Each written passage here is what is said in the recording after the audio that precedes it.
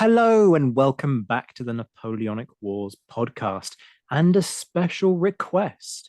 Yes, this episode has been requested by one of my Patreon supporters. So if you're wanting to request episodes on this show, you kind of know what to do now. But this is going to be great because it's taking us, well, I say it's taking us to a topic we haven't explored before, having just yesterday recorded an episode on Poniatowski. So that's not entirely true, but we are looking at a topic that has been severely neglected on this show, that of Polish troops and their experience during the Napoleonic Wars. And this might end up actually being one of a few. My guest is kind of doing the whole whoop whoop thing, although because it's a radio show, you can't see that. I am joined by Dawid Gralik. He's a PhD student at the Department of History at the Adam Mickiewicz. I got advised on that pronunciation before we started. The Adam Mickiewicz University in Poznan. His research interests are focused on the military history of the Napoleonic Wars, kind of what you'd expect for this show, but particularly the Polish art of war during the period and social aspects of the Polish troops.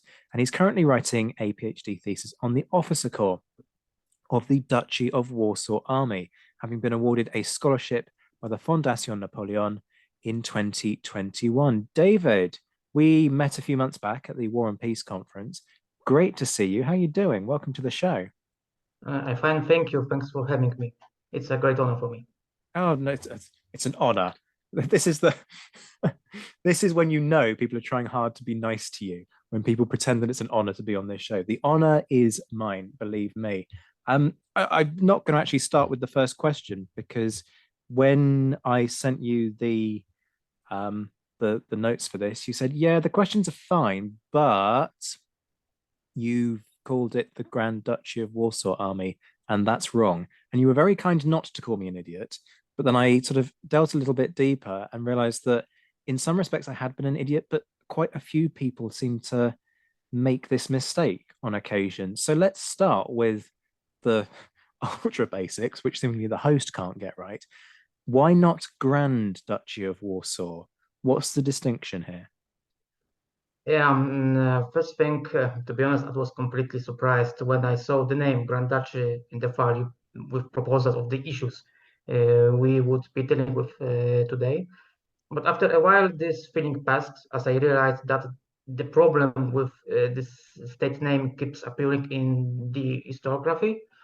First example of the top of my head, the Napoleonic Wars: A Global History by Alex Mika, when he uses both the names, Grand Duchy and Duchy. The reason for this can be found in the fact that this name, Grand Duchy, appears in the sources. For example, there are such memoirs of Dominique de Prat under the title of Histoire de l'ambassade dans le Grand Duché de Varsovie, and it's history of the embassy in the Grand Duchy of Warsaw, because de Prat was French ambassador in the Dutch in 1812. Instead, interestingly, I have encountered this name, Grand Duchy, I mean, even in French military documents from the period. So probably this name appeared quite often, and it makes a mess. If you ask me about my opinion, I think that this name came about for the simple reason that the Grand Duchy of Warsaw, sorry, my mistake, of course, Duchy of Warsaw, was a quite large state. It was bigger than Württemberg or Saxony, for example, which were, after all, kingdoms. So we have a recipe for confusion ready, and even respected historians like Alex may have a problem with this. Going back to the main thread, if you look at the Treaty of Tilsit of July 7th, 1807, we have Article 5, which says, quote, the provinces which up to January 1st, 1772 formed part of the former Kingdom of Poland and which afterwards at different times came under Prussian rule shall be held by the Saxon king by right of property and supreme sovereignty under the name of the Duchy of Warsaw, which shall be governed by laws which would be secure the liberties and privileges of the people of the said duchy, end quote. In the same way, if you look in the Polish official documents, the name Duchy of Warsaw will appear there. For example, if you have some officer patents. We will have a name, Duchy of Warsaw, right? And two more things. Firstly, I would put this name problem into a broader context, because from my subjective view, I don't know if you will agree with me. If you, I mean, people of the West talk about the Napoleonic Wars, you tend to look through the prism of the main players, like France of Britain. You only have to look at the recent Oxford history of the Napoleonic Wars and the content there to see this. Of course, this approach makes sense as the major powers had the greatest influence on events. But on the other hand, it's possible to have a holistic view on the Napoleonic Wars without considering the smaller states. The Poles are one thing, but in a similar situation are, for example, the Italians or the Germans. And this is where the problem arises that when expressing our opinions, we limit ourselves to the issues that we know because of our research interests or the foreign languages that we know. So I'm very grateful, of course, that I could be your guest and presented some non-Western perspective, or rarely appears in the discourse. And then this brings me to my second point, if you allow, because I think that we can agree that there is not much knowledge about Poles during the Napoleonic Wars in the West, even among the historians. A big problem here is that we have a small number of the publications in English prepared by Polish historians. Whenever someone from abroad asks me for recommendations, I have a problem because the choice is quite narrow, I think. Therefore, let me recommend two books which are available in English. The first is a monograph on the Duchy of Warsaw by Professor Jarosław Czobaty from the University of Warsaw, which discusses the history of the state, not only the army, but also politics and economy. Professor Czobaty is one of the leading scholars of the Napoleonic era in Poland, and I can fully recommend the book. The second is actually a series of three books entitled Polish Eyewitnesses, which is a selection of sources on the campaigns in years 1812 to 1815, created by Polish soldiers. And I, for my part, I hope that my activities will also go some way to filling this gap. To be honest, I was very surprised when you wrote me offering to participate in the podcast, indicating that your listeners are interested in my work. So I can take the opportunity to thank you warmly. I hope our episode will satisfy your curiosity. And if you are looking for more stuff from me, and this moment my activity is limited to my Twitter account, so you can follow me there if you don't do it already. And as I post snippets from my current research there from time to time. Nevertheless, my plans are broader. I think, Zach, that we can reveal that my article about the Polish cavalry in the Napoleonic Wars will be in the publication following last year's War and Peace Conference. It will indeed. Thank you very much for the plug. Not that you can buy it yet, folks, but there will be a follow-up to The Sword and the Spirit. Yes, I did squeeze another cheeky little ad in there. But I mean, that hasn't been formal. A contract hasn't been signed on that, so I can't say any specific details. But yes, there are plans in the pipeline, and we'll make it so. And yes, David is going to be one of the contributors to that. Before we go any further, just remind people what your Twitter handle is so that they can look you up. Your specific kind of little at. Apologies, I forget what it is. DAWGRA93. There you go. And folks, as per usual, there's always a description to every episode, and in every show description, the people who are on Twitter who feature in that episode have their Twitter handles listed there. So if you ever struggle, you can always find the details right there. I was curious, you didn't mention Adam Zamoyski, who I know has written some work on Polish history, but not specifically within the context of the Napoleonic era. What's your reading on how he sort of shines a light on Polish perspectives? I know Zamoyski's works about War of 1812, but I think it's not the best work about this conflict, in my opinion. I also know a few interviews with Zamoyski, and I know his critical views on Napoleon himself and his relations to Poles. And I think he criticized Napoleon too much in his relations with Poles. and that's why I'm skeptical to Zamoyski.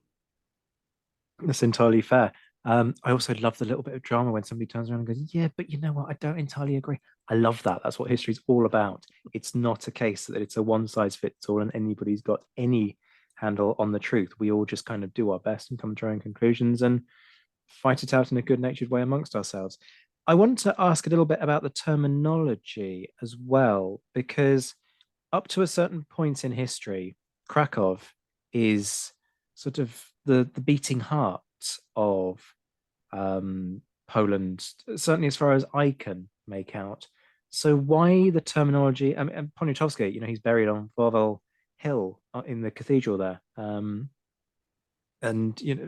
half the kings of Poland at various points, various Yeah, Kazimierses were buried there. So why Warsaw as the name, as opposed to the Grand Duchy of Krakow? That's because Krakow was capital of the Poland for some time. It was since 11th century, if I remember. It was until the 16th century when King Sigismund III changed it, and now Warsaw is capital of Poland. So, but Krakow was still symbolic city. Most of the coronations of the Polish kings were placed there. Of course, we've got this Wawel Castle, of course, when are buried some Polish kings and most significant persons like Poniatowski or Kościuszko. So it's still a very, very important place for Polish historical awareness. Let's actually do the questions that we planned as well. Let's start being fair to you rather than firing just sort of interesting questions that occur to an ignorant idiot like me at you. Well, it's no problem. I'm happy to enlighten you some facts from Polish history because I think that you don't know very much both. So this is very true. But there's an indication of the quality of the guests that we have, that they're that good natured that they just go, yeah, I don't mind that you're an idiot, Zach. I'm quite happy to educate you. but why not? But you're not. But let's start by sort of zooming in a little bit in terms of that. And I'm very conscious actually that a lot of folks, and you said this yourself, won't be familiar with the history of Poland. Who I've got to say, and I don't pretend to know huge amounts when it comes to Polish history, but there is this very clear sense that Poland is very often on the brunt of a very bad deal that gets struck consistently, time and again, across European history. It always seems to be the Poles who end up losing out. So, what's happened in the region kind of immediately before the French Revolution and the Napoleonic Wars? And how do we reach a point where the country's kind of been dismembered effectively to then reach a stage where the Grand Duchy gets formed, as you say, in 1807 post Tilsit? Yeah, it's quite a large issue, and I want to present it as short as it's possible. In general, through the 18th century in Poland, or I should say Polish-Lithuanian Commonwealth, because it was a union between Poland and Lithuania created in the 16th century, was a deep crisis. And of course, we've got this whole discussion in historiography because of the reasons of this state. Some historians said that it's connected with actions of Polish neighbors because we got three main neighbors, which was Austria, Prussia, and Russia at that time.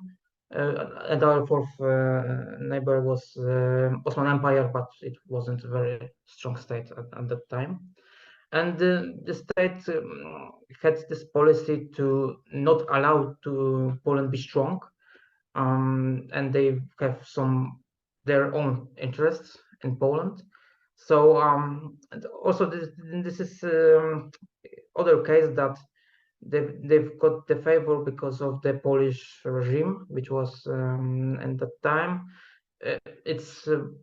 This regime was very original in the European scale, I think. In some ways, it was similar to the British one, but there is much more differences, I think. This regime is called noble democracy or mixed monarchy, because the nobles had they were so-called political nations, so they got decisive voice in the regime, because the main political role had a parliament. So it decided about crucial things like wars, like finances, etc. And also kings were elected by the noblemen. So their position weren't very strong. And of course, there were some Poles who want to change the state, and we've got these events from second half of the 18th century. For example, we've got Bar Confederation. Confederation, by the way, in the Polish sense, it was kind of legal way of rebellion against the authorities. And this confederation was against the king, which was Stanisław August Poniatowski at that time, and against the Russians, because of course we know that Poniatowski was related closely to Russians. Of course, he had an affair with Catherine II. But of course, it didn't go well, and of course, it all collapsed. And that's why neighbors decided to make first partition of Poland, or the Commonwealth. It was in 1772, and it was, I think, a very important impulse to the Polish elites to make some effort to make things better. And effect of it was so-called Great Sejm. Sejm is one of the parts of the Polish parliament. And from 1788 to 92, we got this whole Great Sejm. It created many reforms. I think the most important and most known was the Constitution of the 3rd of May, which was from 1791. So was the first European constitution. Of course, some people can agree that the first one was Corsican one, but we know that Corsica wasn't an independent state for a very long time. So Polish constitution was first. This wasn't very warmly welcomed by the Russians, and we had a war of 1792. Of course, we could hold the party of the, in fact, traitors. So they started the so-called Confederation of Targowica, and they called Russian for help, and the Russians invited Poland in that time. Polish army in that time was also reformed, but this army wasn't very strong at that time. Of course, we know that many Polish officers, known also from the Napoleonic period, started their career from this war of 1792, like Poniatowski. He was commander-in-chief of the Polish forces in Ukraine in that time. He even won some fights, for example, Battle of Zielence, which was first Polish victory in many years. And because of this victory, King created Virtuti Militari Order, which is until now the highest military decoration in Poland. But of course, this war was lost by Poles, and there was a second partition in 1792 made by Russians and Prussians. Austrians had their own problems, so they didn't participate in it. And from that time, it was, I think, quite obvious that it's the end of Poland, because the rest of the state was in deep economical crisis. Confederation of Targowica was a ruling party at the time, and they started to make their own regimes, and some conspiracies started. And of course, the effect was the Kosciuszko Uprising of 1794, which was obviously also lost by Poles, but they tried to do their best. And after it, we had a third and last partition of Poland in 1795. And after it, of course, the actions of the Poles didn't end it, because they tried to emigrate from Poland, and obvious direction was France, which was in war against Prussians and Austrians at that time. But of course, war against Prussians ended very soon because of the treaty. They still had a war against the Austrians. So we had a project of the creating of Polish legions, because in the Austrian army was a large number of the Polish soldiers, in fact, because they were recruited in the parts of the Poland which were in the Austrian part of the partitioned Poland. It's so-called Galicia. And they were just also captured during the war, and there was many POWs. And there was also some officers in France, like Dąbrowski, and they decided to create legions in Italy, because formally they couldn't create these legions in the France, because some of the legal issues, because in French constitution there was said that is ban for foreign units.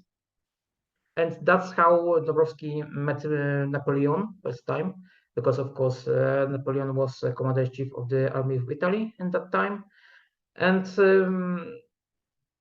and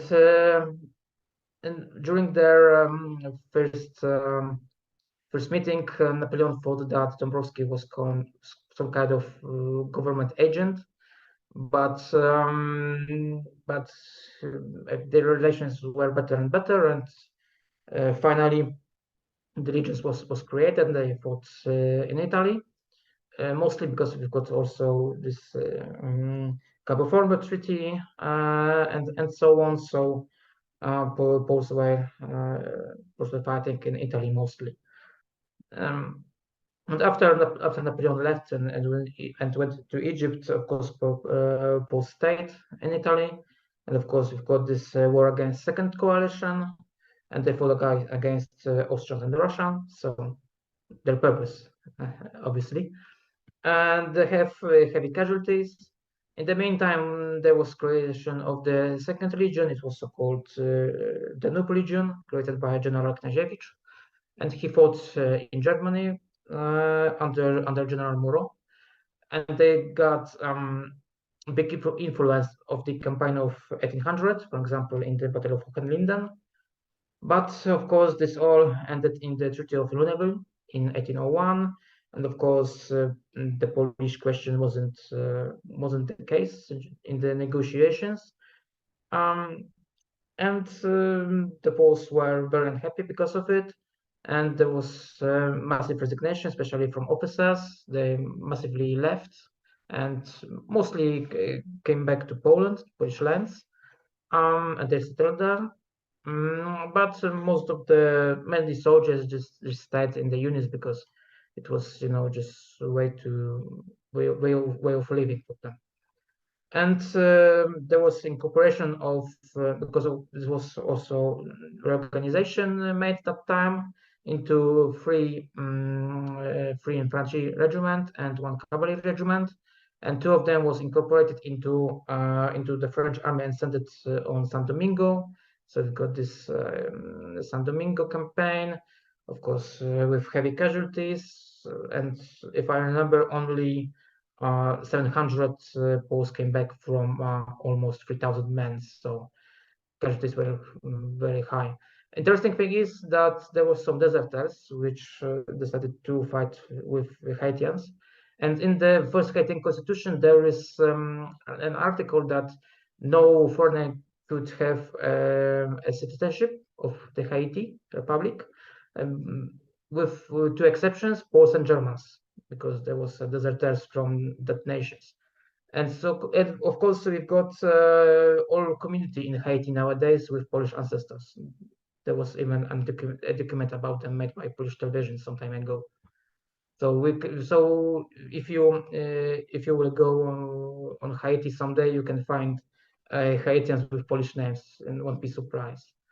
Anyway, this whole situation means that one infantry regiment and one cavalry regiment left. They were in Italy all this time, until the campaign of 1806 and the war against the Fourth Coalition. And we've got, Auerstedt, of course, the great victories, and the whole situation were opened because Prussians didn't want to sign a peace with French, and they decided to go to East Prussia and wait for Russian support. So this means that Napoleon must go through Polish lands, and the whole Polish question was reopened again.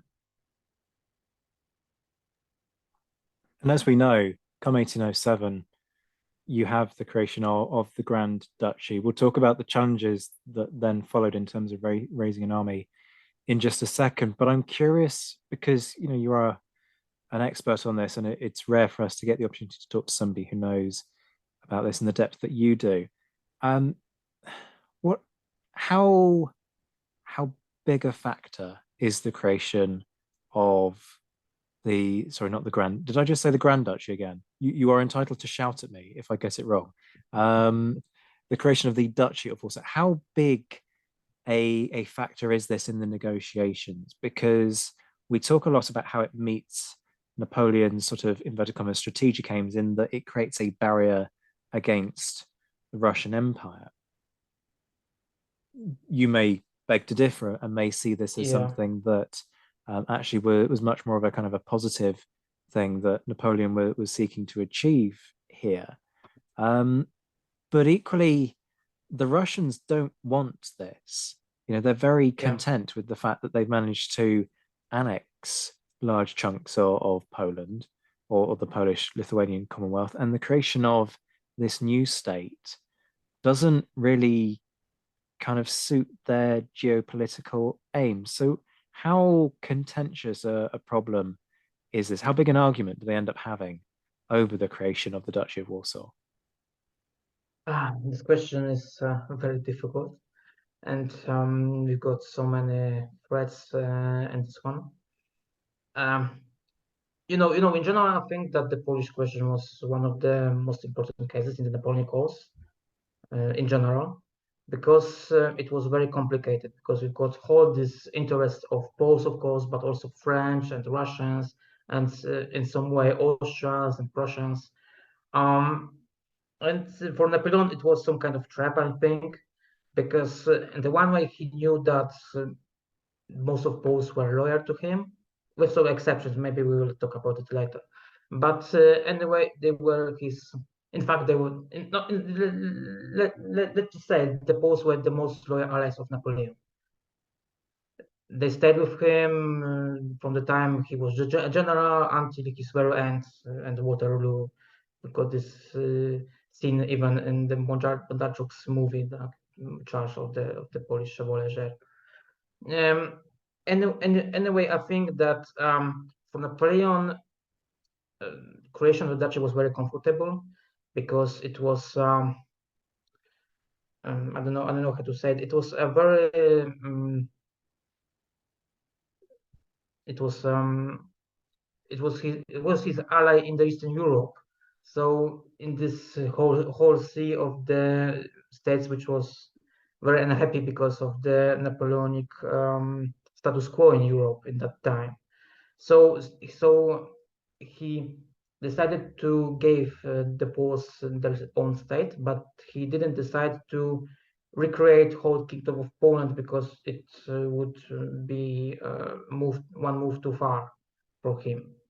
And of course, he could always change his mind, and after next wars, he could just give the Poles rest of their lands, which in fact was kind of planned for Napoleon because, for example, we know that in 1812 there was an agreement between Austria and France that in case of the French victory in that war, Galicia would be part of the Duchy of Warsaw in exchange for Illyrian provinces, which in fact was very comfortable for the Austrians because Illyrian provinces were very important to the Austrians because it's a sea province, of course, and it could reopen trade possibilities for Austrians.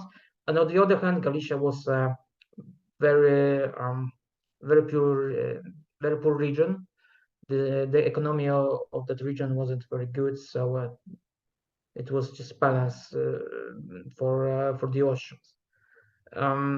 Of course, this is whole main question. Did Napoleon want to recreate Poland? And we in Poland discuss it until now, and we don't have this ultimate answer on that. But in my personal opinion, I think that Napoleon had a plan to recreate Poland in some way, if he, of course, won the War of 1812. I mean, what we've had here is a really clear indication of just how complex this topic is, and actually, there need to be more episodes on this. There's a lot to Yeah, unpick here.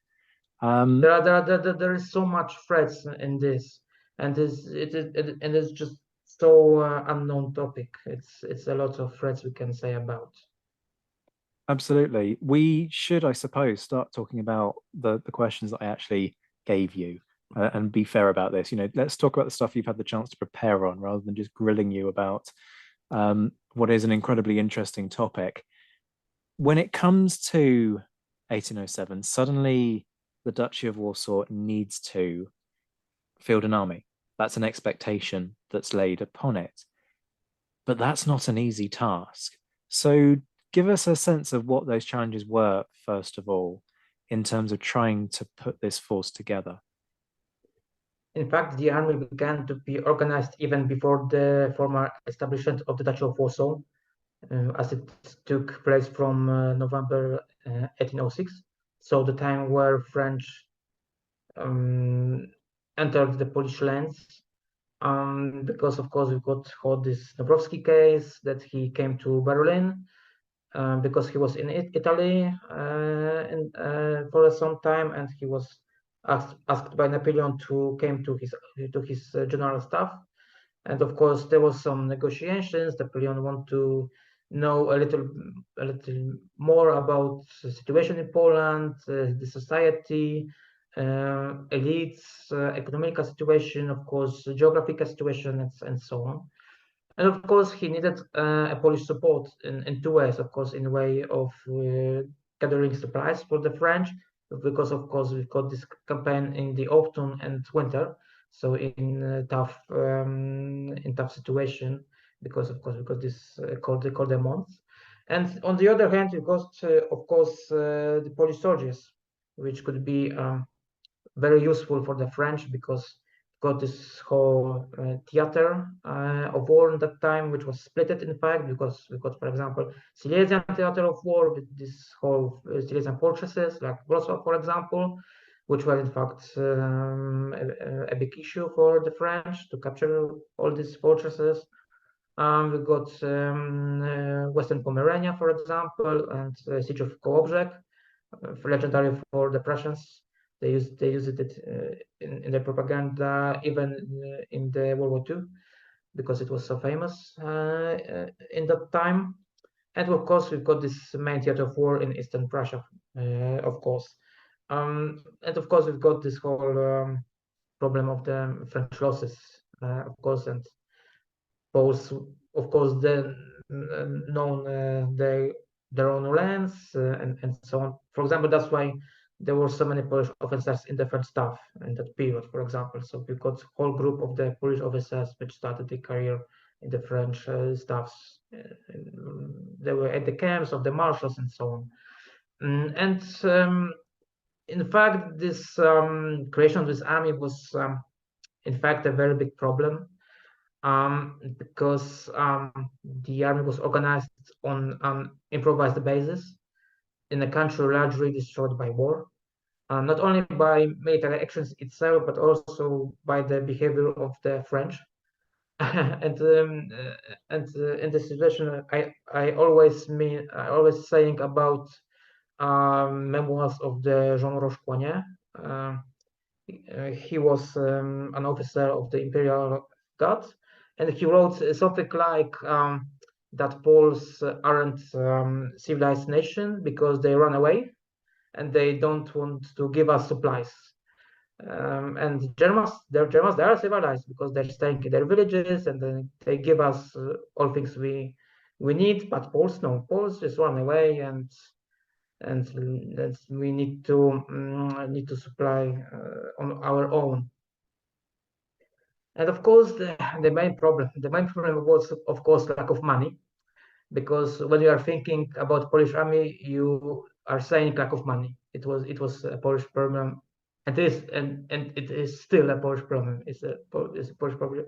It's a Polish problem for in fact, for medieval ages, I think, because you've got this why we've got this Polish regime because of the lack of money, because of the wars in medieval ages.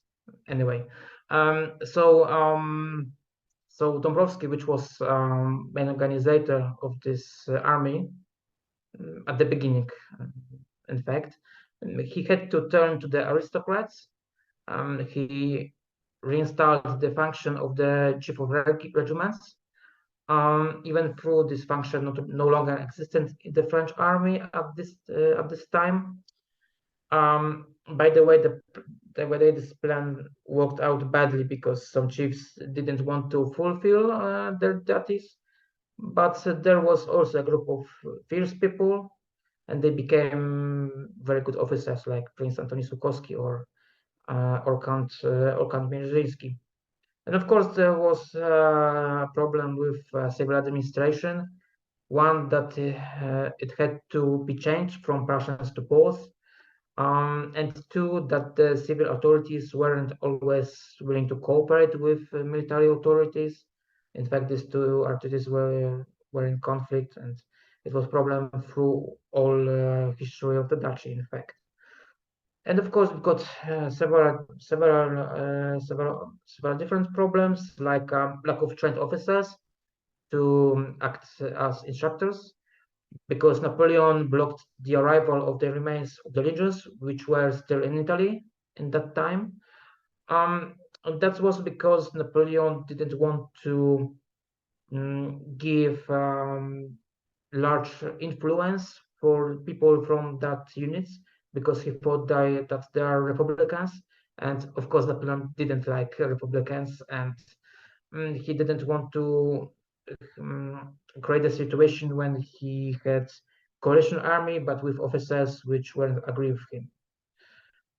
That's why were created units like Vistula Legion, for example, because he wanted this post to stay in his army because there was very good units, but of course he didn't want them to join Polish army. And of course there was problem with military administration, because there were lack of experienced officers in the matters of modern war administration, because this new model was created, in fact, in France during the Revolutionary Wars, and of course, Poles didn't know it until, of course, the creation of the army in 1806.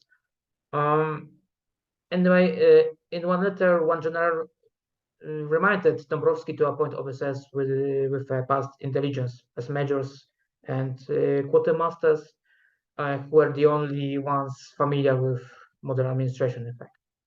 And of course, we've got problem with lack of weapons, because the French didn't necessarily want to give weapons to Poles, and if they wanted to, this weapon was Prussian, and this weapon was destroyed, or anyway, it was different from French one.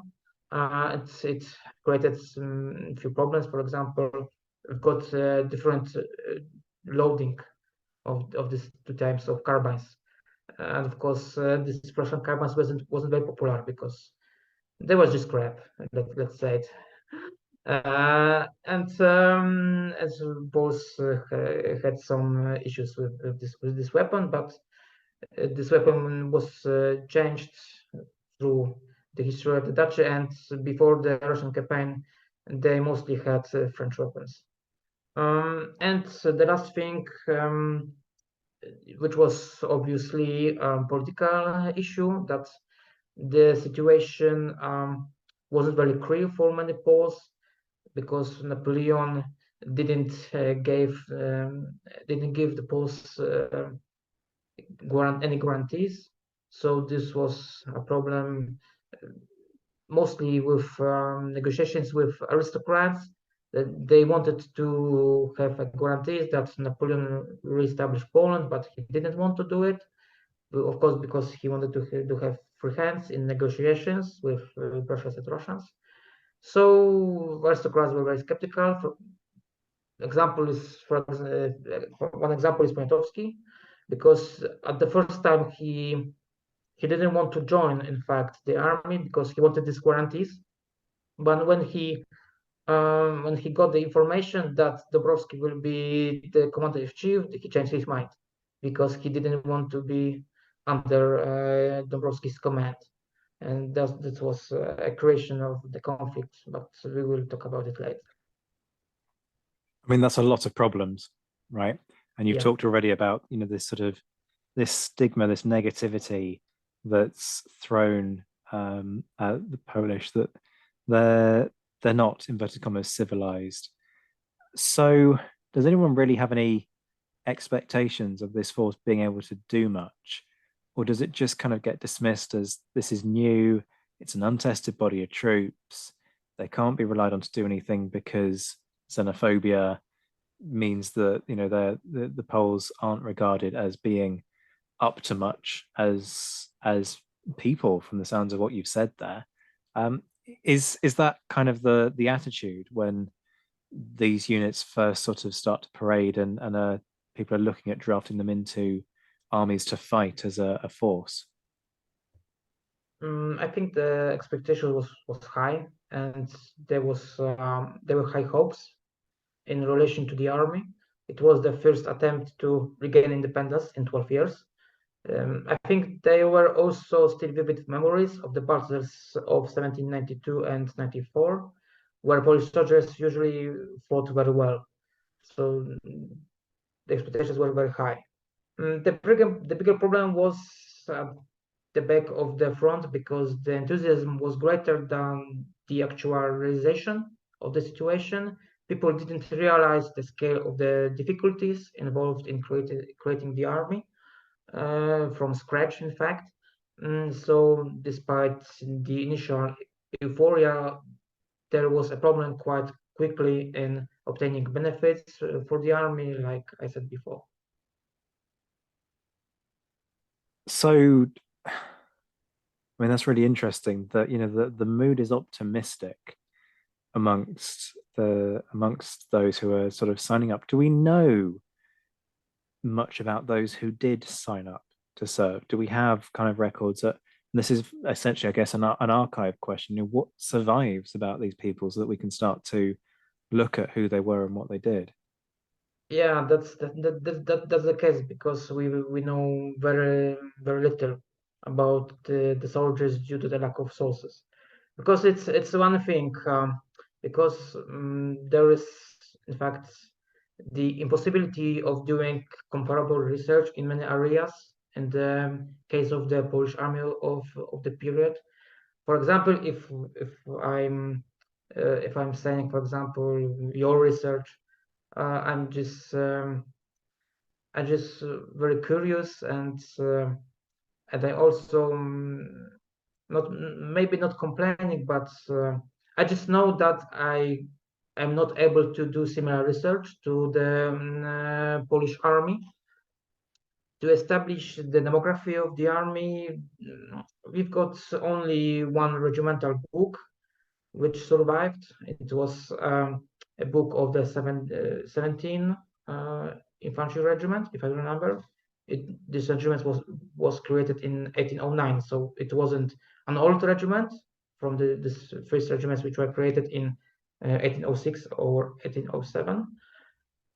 And there are several hundred people in there, but I haven't analyzed this source yet, but I will after I will end my PhD. And of course, of my research interest, I can say a little bit about officers, because in their cases we've got several sources. Um, and in this case, we can say that thing, because in fact In fact, in this officer corps, we got several different groups of officers because of the needs of the Polish army. And of course, the first group is this group of the ex-legionaries, which were in the regions in Italy under Dąbrowski's command. They were the most experienced officers. Of course, they knew modern way of war, Napoleonic art of war, and mostly they were just very good officers, and they had higher ranks in the army. And of course, we've got officers which served only before 1795 and the third partition. So they have experience mostly because of wars of 1792 and 94. But they had this problem that the Polish art of war in that time was very different from French one.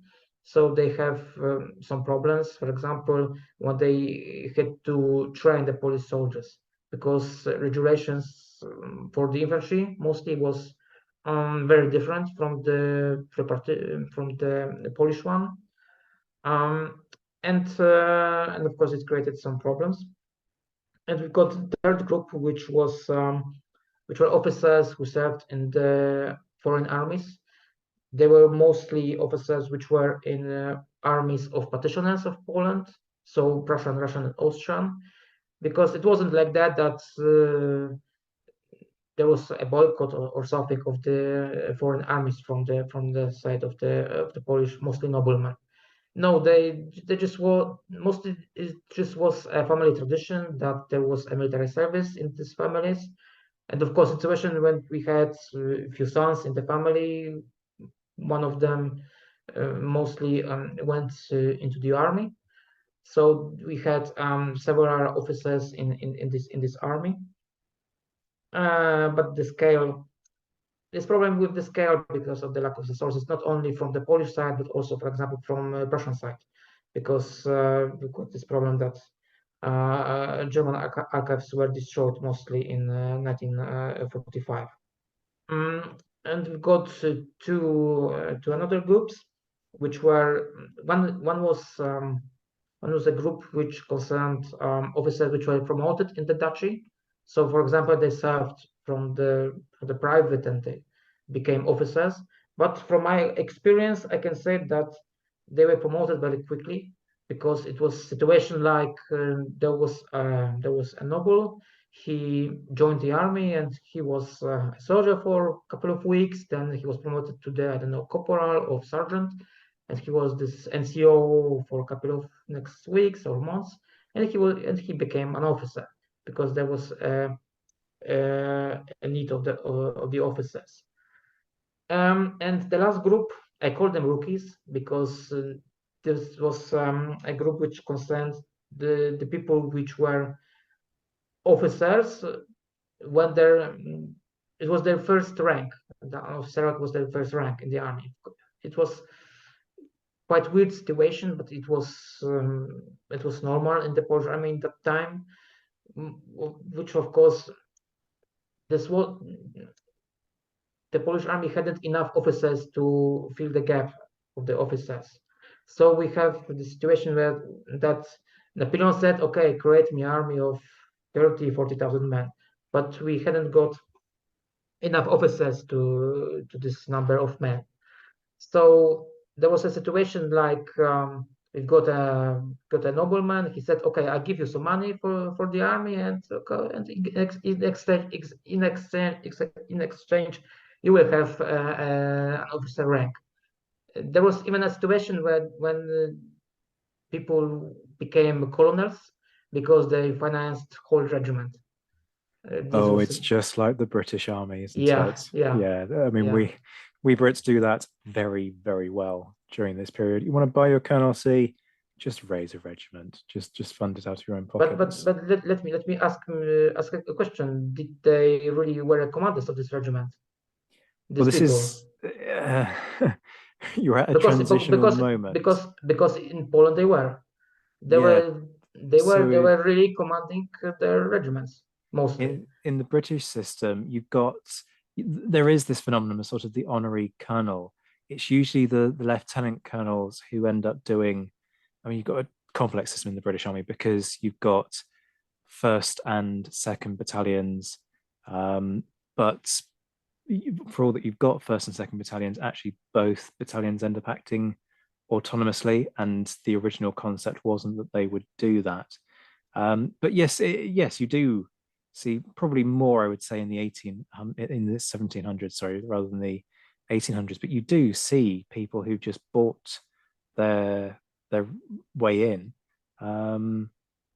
commanding, and the entire system. Let's not forget, in the British Army, is you buy your rank. If you want to be an ensign, and you don't have the funds, well, your only available option is to volunteer and then hope that you get promoted to a vacancy in time. So it's yes, to answer your question in a long-winded fashion, yeah, you do see it. You touched on something that was really interesting, and again, apologies, I'm sort of drawing a comparison with what the British do, but I think perhaps that comparison might be justified in this instance. When the Brits pitch up to Portugal, they basically turn around to the Portuguese and say, your army doesn't work in its current form. We're going to retrain the entire thing along the British system using essentially the British training manual translated into Portuguese. And we're even going to, in some instances, give you British officers to oversee your units. How you're talking about the disparity in training, though, the way that the Duchy of Warsaw seeks to train its troops, and the old Polish way of training troops doesn't match the French way. Do these troops get trained in the French style? Because they then get integrated into the Grande Armée, of course. So there must have been Yeah, something to it's make sure they responded properly. So talk me through that. it's a little bit complicated, I think, because we need to have a division about particular type of weapons. In case of infantry, yes, there were regulations based on French one, because we've got a translation of the French regulations of 1791, made, by the way, by Colonel Godebski. He was a very interesting person. He was a Polet also. He was anyway very talented man. He fought in the Battle of Russia in 1809. Um, so yeah, in infantry, yes, they were trained in the French style. Artillery also, but that's because there was a group of French officers which was sent by Napoleon to help both, because we've got a very big problem with officers of the technical weapons like artillery and engineers.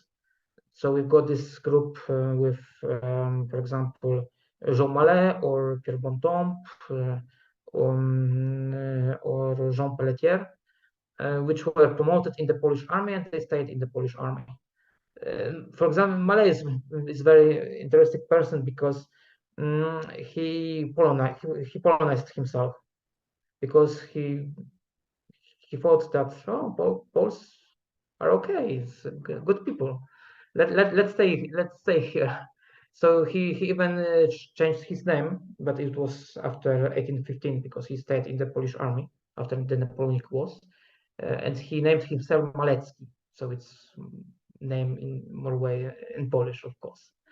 But yeah, going to the main threat, yeah. The infantry and artillery was trained in the French time mostly.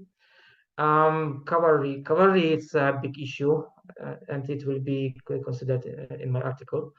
But to spoil some things, it is very complicated because there was no cavalry regulations. Anyway, there was no official regulations in cavalry. So Sorry, can I just check that I heard that right? There are no regulations. yeah, There's no drill manual. no. There's no. How do they train them? Do they train them? That's very interesting, because we had each type of weapon had its general inspector, and for the cavalry it was General Alexander Rożniecki. He was ex-legionnaire, so he was a very experienced officer, but also he was very specific individual, because he wasn't very popular among the people. Um, Even in the legionary period, he wanted to write the regulations, but he didn't do it. And in the Duchy period, let's say it that way, Różniecki gave some instructions to each regiment what they want to do. Of course, for example, you've got the instructions for 1808 for the Polish cavalry. For example, you've got what officers should do, what they must know from the literature, etc. But it was just some general things, and it wasn't regulations, in fact. And in fact, this whole training was organized by commanders of regiments.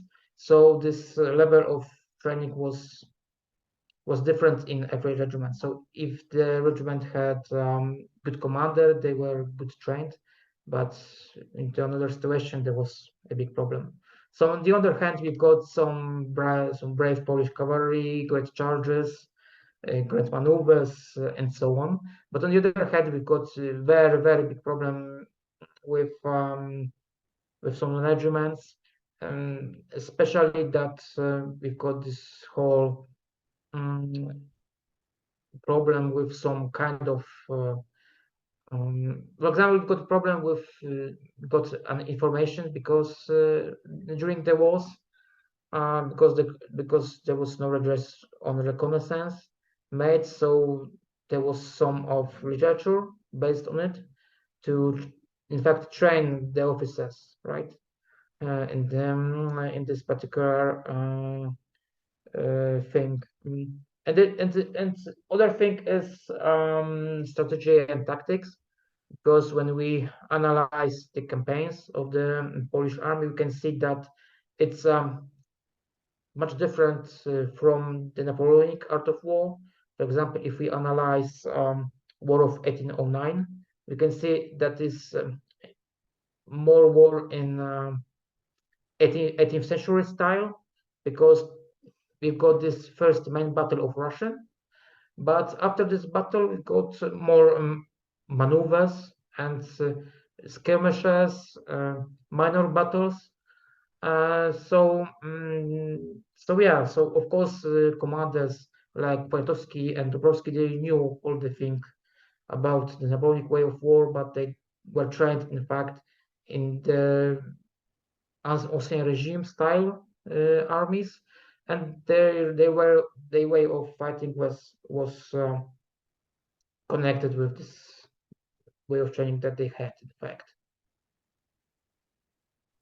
I mean, we are down the ultimate rabbit hole right now, and we're going to keep digging in this rabbit hole because this is not something that I expected. You mentioned that the style of war is different. Is that because it has to be different, at least partly because it has to be different? And I'm thinking, having just recorded with Rachel on Poniatowski about this point, that the Poles are almost always horrifically outnumbered. You know, sort of scales of 2, 3, if not more to 1. Yeah, yeah. And you, We if love you, it. We love it. We love this I kind of mean, situations. it's not surprising that you guys have this kind of reputation for being plucky kind of resistors. We use the phrase Yeah, underdog here in the yeah, UK. yeah. Um, That's why we love this kind of small war, hmm. and we can see it, for example, in the 1813 campaign, when Poles were very effective. In fact, during this campaign, when this war had a smaller scale, and this was many skirmishes, minor battles. It was, in fact, the best Polish campaign of the period, I think, because of the characteristic of this campaign. I mean, it's the other thing I want to delve into is Polish cavalry. I'm sorry, I know I'm going back on myself, but Polish cavalry has one heck of a reputation. Mhm. Now, again, this is from ignorance. Is it that, or is it fairer to say that it's the Polish troops who are brigaded in the French army, who sorry, brigaded within the French cavalry regiments? That's what I'm trying to get Mhm. at. that have that reputation, or is that reputation actually shared so that it doesn't matter whether you're talking the famed Polish lancers that you sort of see of Waterloo style proportions, or whether it's Polish cavalry regiments serving in Napoleon's Grand Army in 1812, that actually they all have that reputation? Or is it just that they're because people perhaps are like me and just aren't quite familiar with the distinctions that are going on here in terms of training and in terms of origins, that actually they all get kind of lumped into one? I think I think that it's a very difficult question, but if you ask me, I think both of these types, I mean, the Dutch cavalry and the cavalry in the French army have both good reputation. But the difference is that the regiments in the French army were, in fact, they were elite, the elite regiments, and they were successful in most of their battles. And in the case of the Duchy, we had many very good episodes, like from the French campaign of 1814, for example, like charge during the Battle of Berleau-Bac, for example, which was made by, in fact, rest of the Duchy cavalry with Chevalier also, if I remember. But also we got case of the Krakuses. It was a Polish response for Cossacks, and this cavalry was very effective during the campaign of 1813.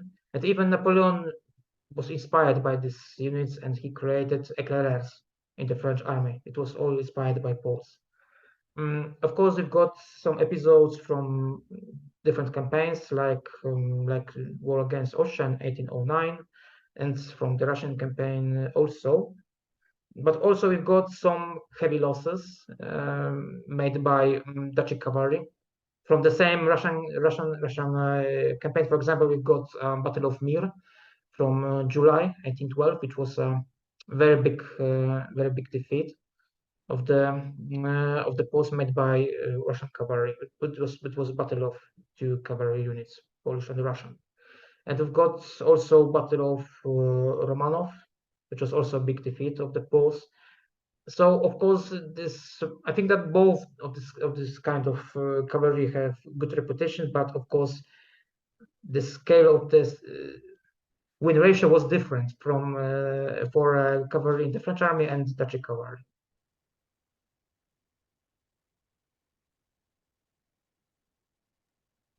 See, there's so much for us to still to look at that I think we're going to have to split this across 2 episodes. So we're going to do one more question now, and then we will come back to this in a separate episode, folks, because this is so interesting that I think it needs to be kind of split so that we can spend the time looking at it properly. I don't want to now start rushing what questions remain in order to just meet some kind of arbitrary time frame. So we're going to do one more at this point, and that's just going to be to drill a little bit into people, and then we're going to come back and do part 2.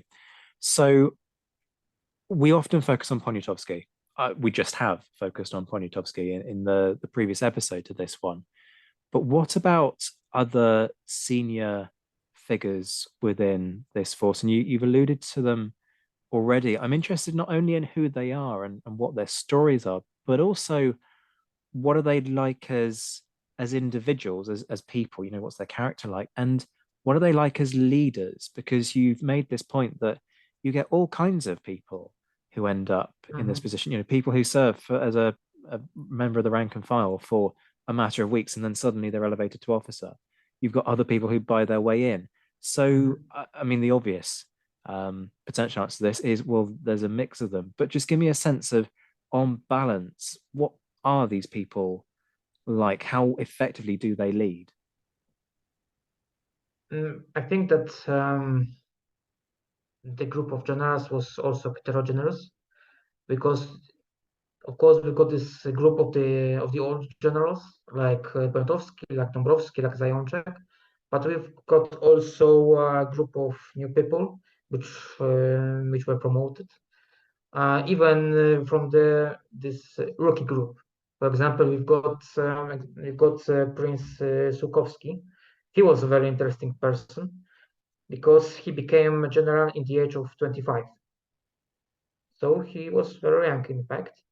And in fact, he was a very interesting person because he was connected with Józef Sukovsky, and he was at the camp of Napoleon during his first Italian campaign. So Napoleon had some kind of sentiment to this name, I think, and that's why that's why he could. It was a booster for his career, in fact. And also he fought in Spain, so under the French command. So French just could know him a little bit more than the other Polish generals. But anyway, if we're talking about leadership, I think that the main case was that we've got three main individuals in the Duchy of Warsaw Army. It's Poniatowski, Zajączek, and Dąbrowski. Great trio, right? Like in World War II, but in Polish scale. And these three men were in conflict, in fact, because of the leadership, of course, because they all were very ambitious people, in fact, and they all wanted to have control of the army. And of course, the first organizer and first, in fact, commander-in-chief was Dąbrowski, which started to organize Polish troops in 1806, but he was replaced by Poniatowski in January 1807 when the Polish temporary government was established by Napoleon. And in fact, Dąbrowski, well, he thought that he would be the minister of war in this Polish government. He thought that because of his past, he had a right to be this main guy in the army, in fact. So he was very disappointed because of this decision. And it started, in fact, the conflict between Poniatowski and Dąbrowski. And this conflict, in fact, was in the whole period of the duchy. And you've got this third guy, which was Zajączek. He was a very interesting person because he was, at the beginning, he was a Republican. He was even called one of the Polish Jacobites during the Kościuszko Uprising in 1794. And he ended as a very loyal man of the Tsar, because he was governor of the Poland after the Congress of Vienna. And Zajączek was also a very ambitious person, and it was a very interesting conflict between him and Poniatowski, because Zajączek came as a French general because he served in the French army, and he was commander of the Legion of the North, which was in fact a French unit from Polish POWs, but in the couple of months he became a commander of one of the Polish divisions, and it started his conflict with Poniatowski because Zajączek thought that because of he is a French general, he can do more because of it. So, for example, we've got one very interesting letter from Zajączek to Poniatowski when he wrote something like, I don't like the tone of your letters. I don't want to write to you again. So please send any more letters to my chief of staff. And so he didn't want to cooperate with Poniatowski, right? Wow. Just wow. I mean, we didn't really kind of get into Poniatowski's relations with other Polish commanders. We talked a lot about his temperament and his relations with French commanders, but this is really interesting, the kind of the infighting that exists. So clearly but the interesting thing is that this conflict were ended in fact in 1808. because Zajączek knew that his position couldn't be stronger in some fact, because he was always this third guy, like after Dąbrowski and Poniatowski. So his relations with Poniatowski were better after these first few months, and they cooperated in next years. Is it Poniatowski that's the problem here? Is it just that he's kind of this? So I described him in the other episode as, Murat but Yeah, better. Is it yeah. him that's rubbing people up the wrong way and kind of creating this friction, I or is think it? I think there was the main problem in Poniatowski's case. One thing was that Poniatowski had, I think, some kind of trauma because of the events in the 1790s. Because of course he was a nephew of the last king of Poland, and society, Stanisław August Poniatowski wasn't very popular among the people, so it affected also on Prince Józef, in fact, and also he wasn't very popular. I mean, Prince Joseph wasn't very popular because of his behavior after the partitions, because he started very uh, libertine way of life after the partitions. He had his whole society, which had a lot of fun, a lot of alcohol and women. So just people didn't like it. That we don't have our own state, and he had good fun. So he wasn't very popular. He needed to build his own popularity in the society and in the army, and he in fact did it after the war of 1809. This is fascinating. We could keep talking. Well, in fact, we will keep talking in in due course. But because of the fact that we've got so much more to do, we're going to kind of do a bit of podcasting trickery, and we're going to sort of hit the pause button, end this episode, and then sort of carry on where we leave off. So there will be more on this, folks, in not very long at all. For us anyway. So there will be a second episode. So this is now going to be part one. So we're going to sign off part one here. But as we do so, David, I just want to remind people about how they can follow you on Twitter. It's remind people what your Twitter handle is. DAWJRA93. But There you we go, can you folks. can also write my name, and I think there is not no much Dawid Graliks in in Twitter, I think. This is true. And folks, just to help you with that spelling, it's David with a W, so Yeah. DAWIDGRALIK. And By the way, as W is pronounced like V in English, so exactly, it's like German in that sense.